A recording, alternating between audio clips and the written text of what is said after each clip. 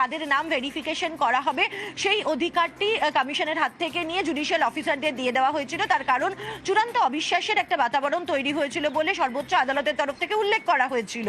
এরপরে যাদের নাম বাদ যাচ্ছে তাদের নামের পুনর আবেদন করা, অর্থাৎ যাদের নাম বাদ যাচ্ছে তাদের রিঅ্যাপিল করার একটা প্রভিশন রয়েছে সংবিধানে। ফলে সেই জায়গায় দাঁড়িয়ে তাদের রিঅ্যাপিল করার খতিয়ে দেখার এখতিয়ার কমিশনের যারা আধিকারিক তাদের ছিল, কিন্তু আজকে সেই অধিকারটিও দিয়ে দেওয়া হলো ট্রাইব্যুনালের কাছে। তার কারণ জুডিশিয়াল অফিসারদের নেওয়া কোনো সিদ্ধান্তের ওপর কমিশন কোনো রকম ভাবে তারা পদক্ষেপ করতে পারবে না।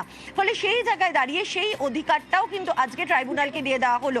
ফলে যে আশঙ্কাটা সাধারণ মানুষের তরফ থেকে বা যারা অ্যাডজুডিকেশন লিস্টে বারবার করে ছিলেন এবং যে আশঙ্কাটা বারবার করে তুলে ধরা হচ্ছিল যে কমিশন এই 60 লক্ষ অ্যাডজুডিকেশন তালিকায় থাকা ব্যক্তিদের নাম হয়তো বাদ দিয়ে দেবে একেবারে র্যান্ডম আকারে, সেক্ষেত্রে দাঁড়িয়েও কিন্তু অনেকগুলো ফিল্টার সর্বোচ্চ আদালতের তরফ থেকে করে দেওয়া হলো।